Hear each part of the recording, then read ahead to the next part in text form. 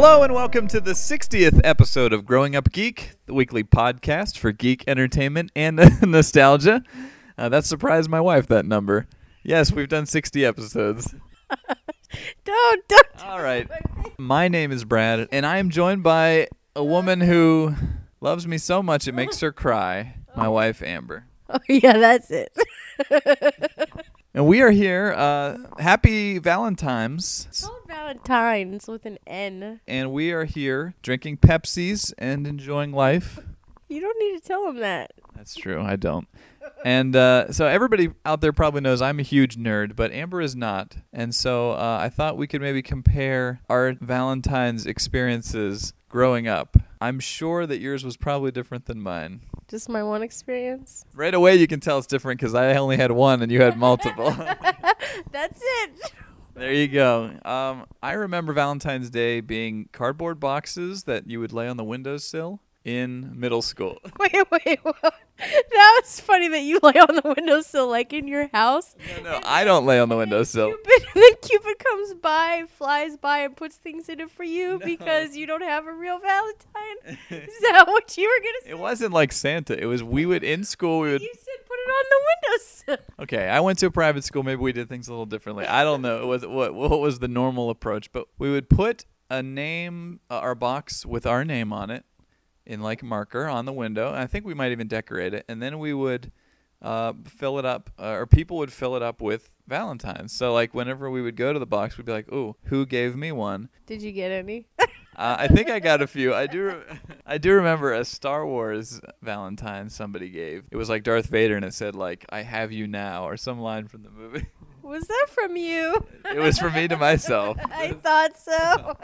But so I take it from your reaction that you didn't do that. That wasn't how. We all decorated our own. It could be a shoebox, but you can make a box out of whatever you want with a little slit at the top to put Valentine's in. And then you take it home and you read everybody's Valentine's because, you didn't want to embarrass yourself. Yeah, and I remember that too. People would like unwrap it in secret and be like, oh, like I said, everybody would think it was meant a whole lot. But I'm saying even when you buy the box, there's always two in the box that are specifically meant to be given to somebody special. You can tell. So you either give that to your best friend in the class, which doesn't matter because they are not going to take it weird. If you had friends. Well, yeah. In your case, it's a little different. I didn't get to that yet. We'll get there.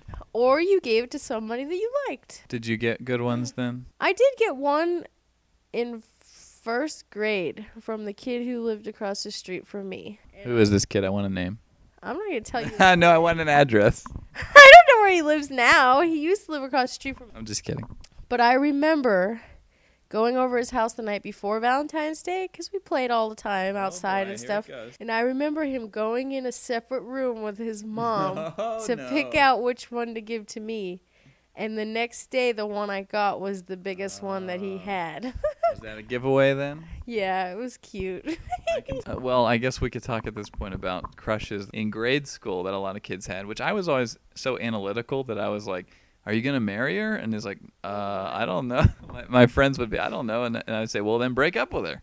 So I don't know if I was exactly dating material, but I did have a girl once, Stacy, who lived next to me. I've told you the story with the popsicle. Well, she gave me a robot necklace. A robot necklace?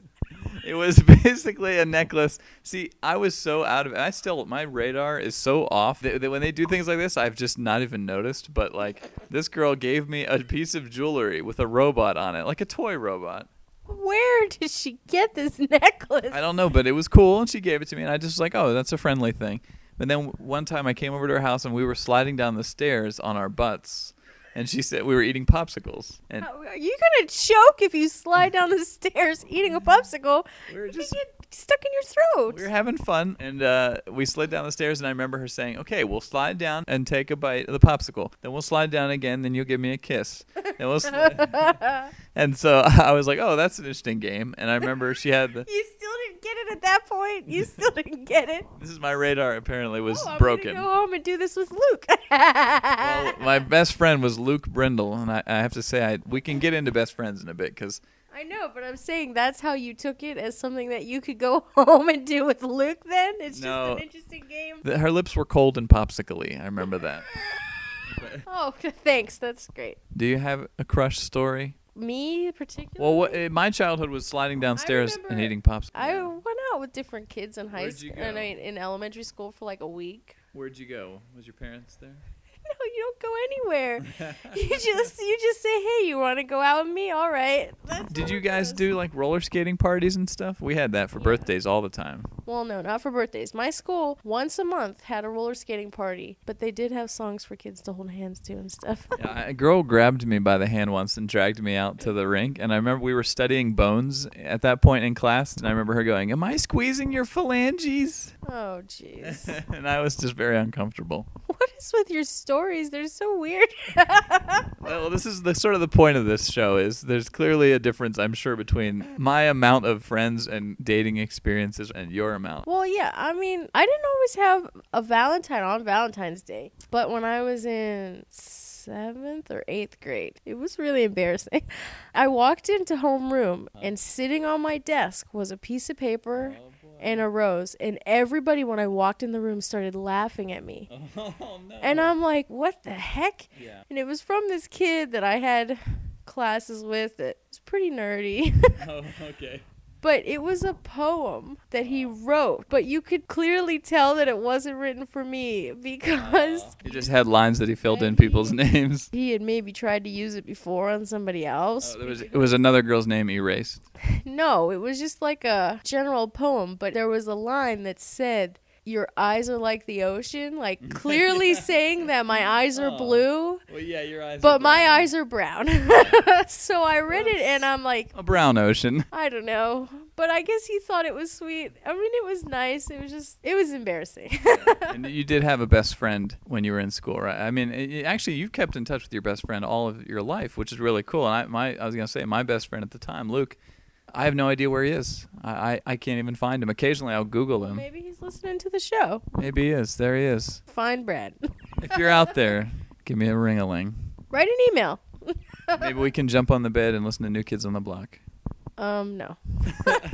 But anyway, so you've kept up with your best friend. And did you have a lot of friends whenever you were in school? I feel like my school was different from a lot of other schools because everyone in my school was friends with each other. Apparently, other schools, there's a lot of people you're not friends with, you're in cliques. Yeah, I only had like 1 or 2 friends, and it would be at a time. Like, then I'd lose those ones and have 2 new ones, but I feel like 2 was like my maximum most of the time. When I was in elementary school, we had 30 kids in a class, but then there were 3 different classes. And then I played softball growing up, so then I had friends from softball. I was not involved in any ball activities. Oh, boy, that sounds bad.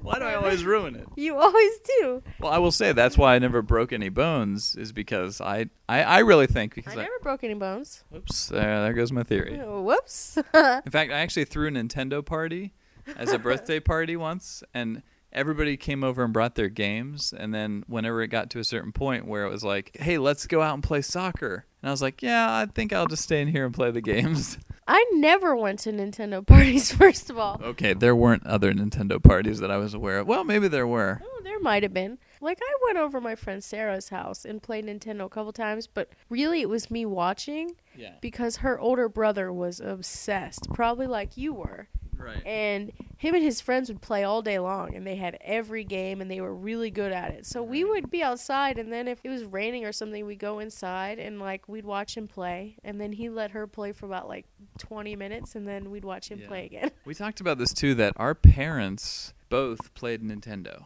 and that is the last game system that they really played. Like, your mom played Zillion. Well, that's not on Nintendo. That's on Sega Master System. Right, Sega Master System. And my dad played Top Gun on Nintendo. My mom was the best player I've ever seen at Zillion. Yeah. This game system was bought for us for Christmas. Right. But yet, exactly what it was. she played it. And we watched her. It was fun. I feel like now that the Wii is out, like, adults are actually returning to gaming, like a pilgrimage. You know, like, they've been away from Nintendo forever, and now it's calling them back. But, like, that was the only system that my folks ever played where the whole family gathered around. And then, you know, I would see my dad at like midnight playing Top Gun, trying to land on the aircraft carrier, you know, and then like failing because it was really tough in that game. But like, oh, he was almost made it. And then I would just see him like sitting there illuminated by the TV, you know. My dad had a Nintendo, and he had King of the Beach, which is a volleyball game. And my family loved volleyball, so we knew all the characters that the game was based off of, so we liked playing and pretending we were them. But it was like hard, extremely hard. And I remember watching my dad play, and he would be really bad at it. And it was like, oh, Dad, I feel so bad. I don't know what was with that game. Maybe we were just stupid, but we couldn't beat I thought you were going to say he was awesome. No, my dad was really bad, but we were too. We didn't know how to play that game. It was like so hard. But you were good at real sports. Yeah. Yes. I'll tell you this. For me, when you don't play sports, like my childhood, I remember trying to impress people a lot with other things. So, and I think, Kevin Smith was saying this on his DVD, like the reason he's funny is because he was fat. Like when you don't have a popular thing about you that's, physical, then you sometimes move to comedy or other things. And I remember I was trying comedy, which you were trying, but you failed miserably. Like that line in Starter for 10 where he's like, that was a joke, and she says, I'll be the judge of that. I love that. Yeah. But I remember specifically packing up for 3rd grade gags and like exploding fake ink, sneezing powder, and all of this stuff into my backpack. And I was thinking, okay, just like other kids would prepare with Trapper Keepers and stuff, I was preparing like an array of gag gifts, and you're giving me a weird face. Never did I meet a kid who brought that stuff to school, no. Or at least here's the question, because I was obviously it to school to be prepared. Yeah, so since I was trying to impress people, obviously, well, let me ask you this: if you saw a kid with like exploding like invisible ink, would you think he was kind of cool or funny? I would think he was funny because I'd be laughing at him for taking that to school. Sorry. Okay. Yeah, and the other thing I really remember is being in front of the class with my friend Luke and doing like a play for my class, and the teacher somehow allowed this. I was diving like I was diving into a pool onto the floor, like hurt myself, but the kids were cracking up, so I was like, this is good. There were kids like that at my school that were like injure themselves for crazy hyperactive and would do anything. Like you tell them to do it, they'll go do it, and they would hit themselves and do stuff. And I'm like, what is wrong with you? Stop like hitting yourself. They would do things, I guess, to make people laugh, but people only paid attention for like a total of 2 seconds. Well, yeah, I guess that's what I didn't realize is it was short-lived attention. Tears of a clown, tears of a clown. I'm sorry, I just kind of feel bad for them. I'll tell you one area I was popular in was my fashion choice, because I had bright yellow. This is the thing, my mom made me bright yellow, like fluorescent jams, which were like the pants with the Velcro wraps in the front, elastic around the ankles. Yeah. With the sweet party socks. In fact, one time I was sitting in the we had those desks that were connected to the chairs. Yeah. It fell back and my legs went up in the air, and a kid went, party socks. I remember that. Yeah. Kids would get beat up at my school if they were found with party socks. Beat up? Yes, no kidding. And they'd be made fun of. It's like the Nazis. And like for years they wouldn't live that down.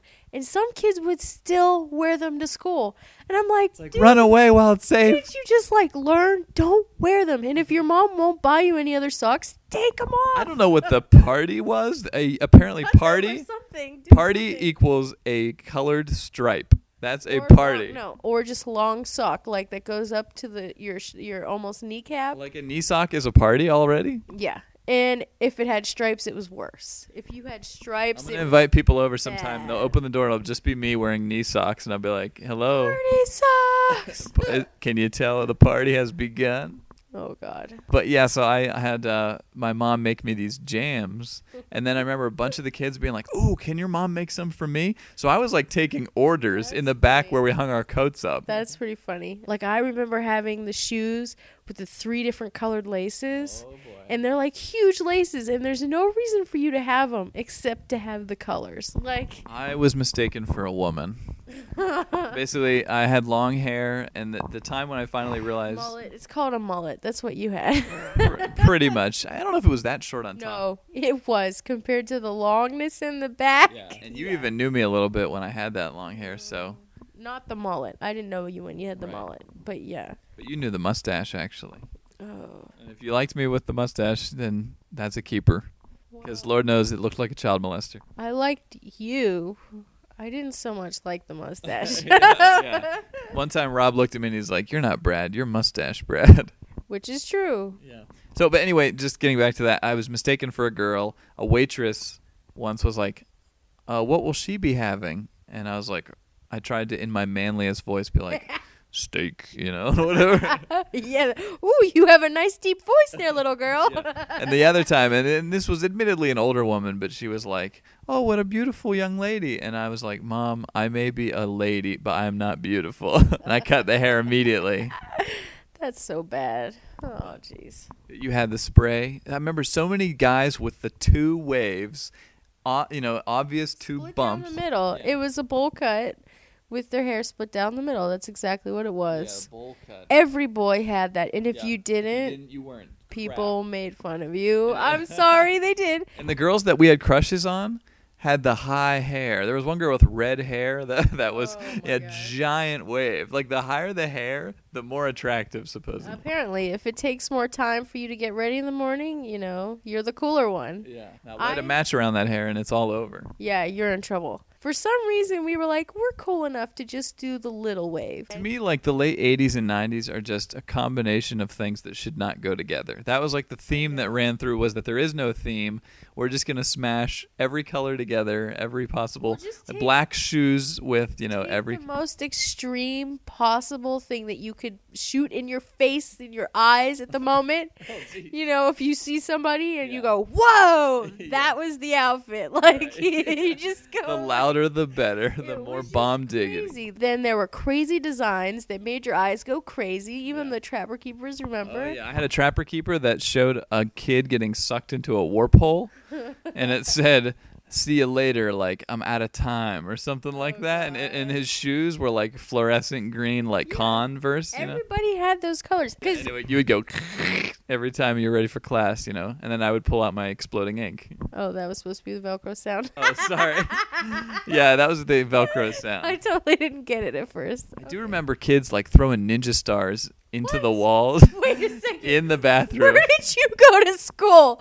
Oh, no, it was a private school, but it doesn't mean the kids are all well behaved or anything. Some of them are forced to. Ninja stars. How did they get ninja stars into school? In the bathroom, there was somebody who threw a ninja star in one, and I remember kids being like, "Dude, there was a ninja star in the bathroom."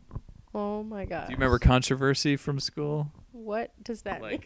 Was there any scandal in your class, like bad kids doing stuff, and then you weren't one of the bad ones? No. Listen to you. No. This whole show is gonna sound like I think I'm better than everybody else. Oh, I'm not. No doubt. When I do the editing, it'll definitely sound. Oh, I'm gonna punch you in the face. Now listen to me. Just kidding. No, I was too afraid to be bad in school. If they said you must do your homework or you're gonna get an F, I'd freak out and I'd stay up late just to finish my homework because I was scared that I didn't finish it. Homework is such a sham. I can't wait for the president who's like, "And we choose to not have homework." Because honest to God, you will go 8 days, 8 hours a day or whatever at school. And then you go home and you work multiple hours at home. Not even an adult does that. That's your opinion. Okay. Well, I remember really hating it. I think every kid hates it. And that's why you have all those kids rule commercials. Oh, sorry. I hated homework too. I hated it, okay? But if you really think of it, especially how our schools are going. That's true. Homework is important to learn, and I hated it, and I never wanted to do it, but I will say doing homework helped me learn stuff. What was really unfortunate was you get home and you know you have to do it, but at least for me, and I'm curious about you too, is they would show like DuckTales, Chippendales Rescue Rangers, Darkwing Duck, like Full House. Well, no, like there was like a block of television that was designed to run till like 10 p.m. Of course. And what time do you think I started my homework? Yeah. 10 p.m. What time do you think I went to bed? What was your favorite Disney afternoon show? Like, I watched so many. It was so bad. When they started showing Garfield after school again, because it used to just be on Saturday mornings, I'd come home and watch Garfield like every day. And I watched Camp Candy, which nobody else watched, but I thought that was so Did that have John Candy? Yes. John Candy literally was on the show. It was a cartoon, but he was the voice of the person. I remember lots of Full House. Did you watch Full House? Oh, I hated Full House. I don't know why I watched it. Every day. I could not stand that show. I'd watch anything to not watch Full House. There was a whole lot of Full House. Obviously, all those shows. I did love DuckTales, though. DuckTales and, I don't know, and Tailspin. Tailspin, that's the other one I forgot, yeah.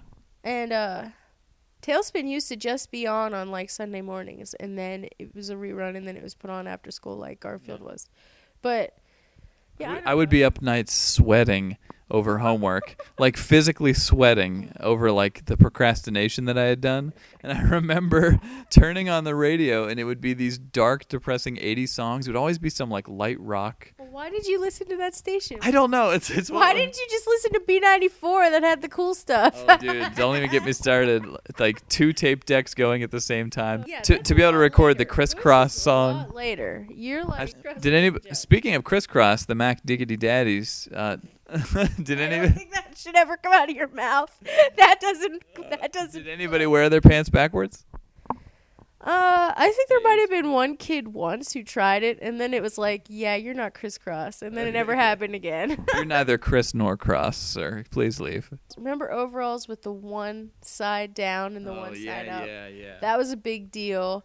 And then Can't live in color. Pinch folding your pants. Remember that? Pegging your pants. I was constantly pegging my pants. Whatever. And then at some point, some kid told me that was no longer cool, and I felt like I did not get the memo in time. There was a definite year. I remember the year before at school, everybody pegged their pants, and then the next year I was getting ready for the first day of school, and I was going to pinch fold my pants, and my sister was like, no. Don't do it. At least you had someone to tell you. I went in with the party socks and the pegs. There were some kids that did it still. Just real quick, back to the depressing 80s soundtrack that I listened to, the music I listened to. I would put on the radio seeking comfort, and I would find Take My Breath Away by Berlin, or, Hello, is it me you're looking for? This is people like crying. Is this karaoke time on the show? It is. It was just the saddest songs in the world have come out of the 80s. Like I said, you didn't listen to B94. Yeah. I should have. Because there were some fun songs too. Yeah. There was a lot of this going on in the 80s. Do do do do do do do. Yeah, or 90s. Yeah. Well, that's the thing. They melded together. I guess time to shut up about it. Oh, yeah, you're good 30 minutes in. Okay. Well, anyway, I just that's funny. That's funny. Once we hit the time limit, we just go, oh crap, let's get out of here. That's not what I'm saying. You just been talking nonstop, dude. Well, hopefully people have enjoyed this trip down memory lane, and I mostly just wanted to compare, growing up a geek like I have, and then comparing to a normal person. I wasn't the cool kid, but well, cooler than me. I was friends with everybody. I once made a basket during a volleyball game. That's all I'll say. You mean a basketball basket? Yeah, you didn't weave a basket. Now that would have been really geeky. That would be funny. You see on the floor just weaving a basket. You see, it's my move. I called it weaving a basket. Oh, you see the movie is the crowd of volleyball, and you pan over. There's this one kid sitting cross-legged on the floor weaving. I bet you got an F in gym that year, huh? Oh yeah. Well, actually, the coach yelled out. It was a volleyball game where I hit the volleyball with my elbow, and it went in the basketball hoop. And First of all, you're not supposed to hit a volleyball with your elbow, but okay, go ahead. Yes, I know. Well, I know that now. Actually, I had a whole group of fans after that who were just giving me the elbow move from the upper stand. And how many years younger than you were they? All right, they were 7th graders. But anyway, this is much later. But, I hit it in the basket, and I remember the coach going, "That's the first basket you made all year." And it was true, I'm sure. There you go. And then all the guys would go and wipe themselves down and spray themselves with deodorant because we had no showers. That's messed up. And then with a halo of heat glowing around us, we would go to science class. Well, I guess that's how it is at your school. Yeah. Weaving a basket. Weaving a basket. So that is some geeky memories for this week. If you grew up geek like me, I won't speak for my wife here, and you would like to let us know a topic you would enjoy hearing, you may do so. Hit up our website at growing-up-geek.com. Once again, my name is Brad. I'm Amber. And we'll see you next week. Happy Valentine's Day.